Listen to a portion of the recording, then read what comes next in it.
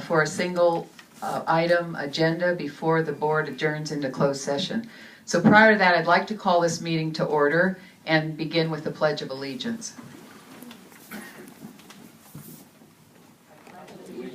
To the flag of the United States of America, and to the republic for which it stands, one nation, under God, indivisible, with liberty and justice for all.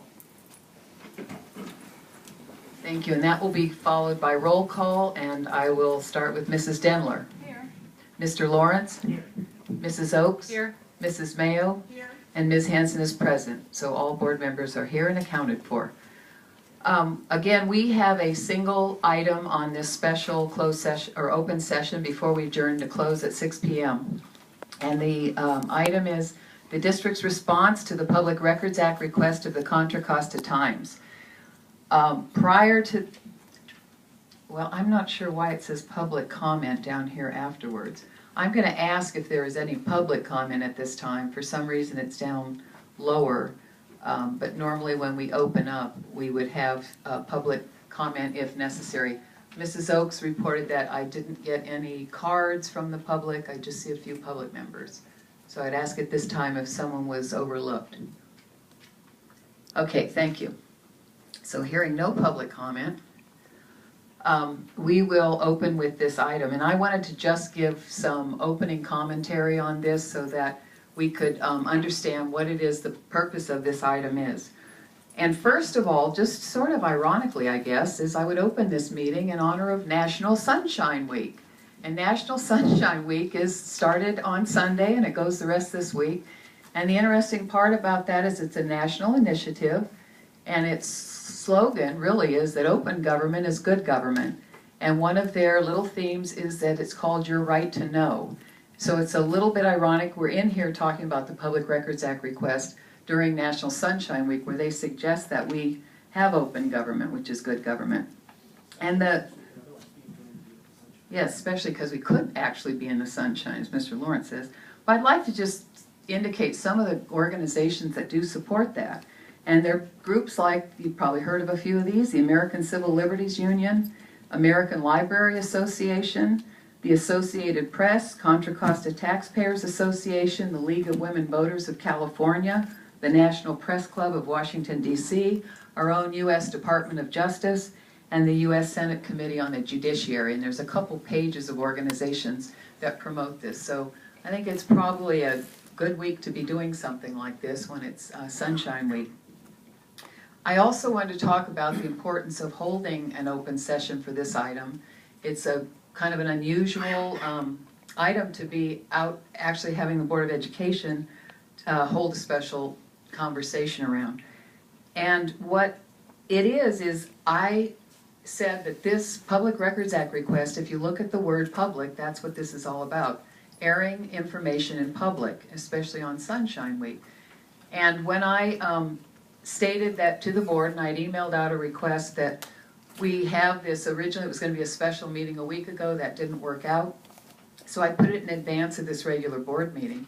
And I did get back that I wanted to address now from several people a request for closed session for this item. And I wanted to start with Mrs. Mayo because she had emailed all the board members asking for a closed session for this item. And the problem with holding a closed session for this item is it's not a closed session topic. The topic of this meeting is really around policy and practice and things that we do as a district, and that's absolutely prohibited in closed session. Mrs. Mayo also asked that we look at all documents. I believe in her email, just to address all the points, she had asked that we review each document collected. And the problem with that is you cannot go into closed session and look at just any old document.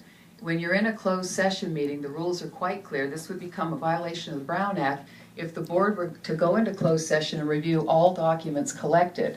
The possibility of some of those documents not being confidential leaves us exposed to a violation of the Brown Act. So it has to be that in closed session, documents reviewed are the confidential documents, and at this time, we don't have that information. And secondly, she asked that Dr. Lawrence and Mr. Rowland be in that closed session, and that we seek legal counsel around these privileged documents, and I presume that would be from Mr. Rowland. And again, that I deem not appropriate that we go into closed session to look at any and all documents prior to ascertaining that these are indeed confidential documents.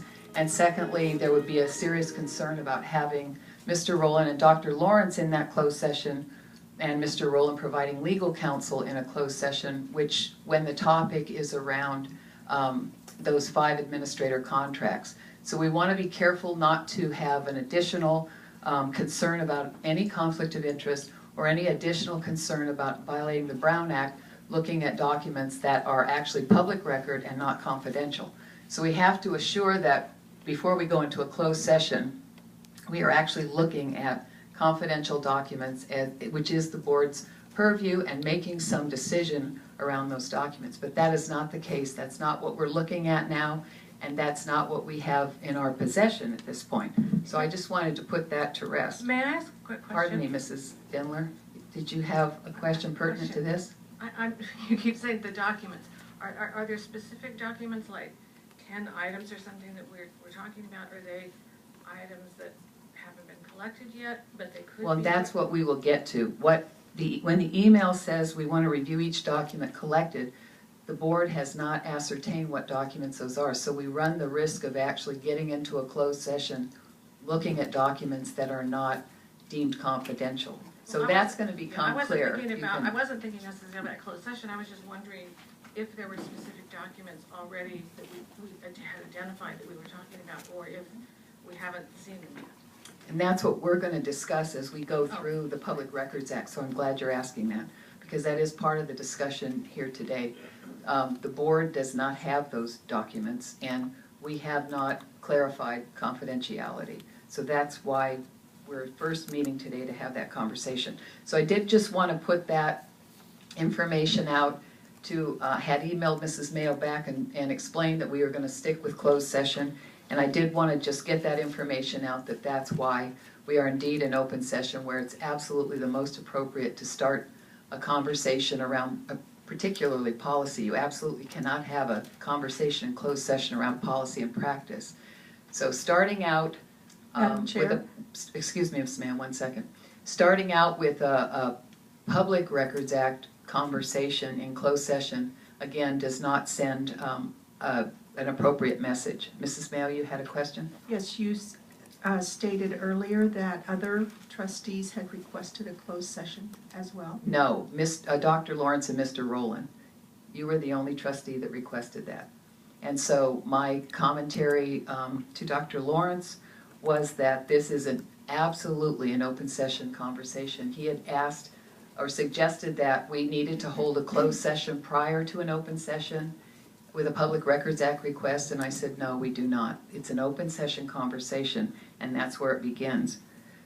So I wanted to go into some background information on what brought us here and just give a couple of the highlights. We had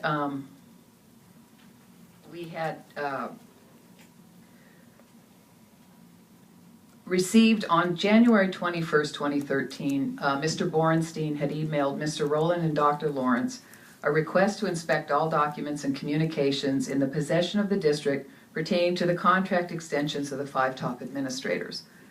Mr. Rowland's formal response came on January 31st. And on the agenda, the attachment is Mr. Borenstein's response number 3, but I know that you have access to 1 and 2, probably through Mr. Borenstein's editorial, which referenced those other letters. But it was January 21st where the request first came in, and January 31st was when Mr. Rowland dated his formal response to Mr. Borenstein. And then February 27th, what brought us here to this meeting is Mr. Borenstein emailed the Board of Education stating, and I will quote what he stated, "I want to call your attention to problems we have been having obtaining a proper response to a recent Public Records Act request, and ask that you take prompt action to ensure full disclosure in a timely manner." Normally, the Board of Education, I mean, the 2 years that I've been on the board, I'm sure we've had numerous Public Records Acts. We don't regularly hear those as board members. I've heard them from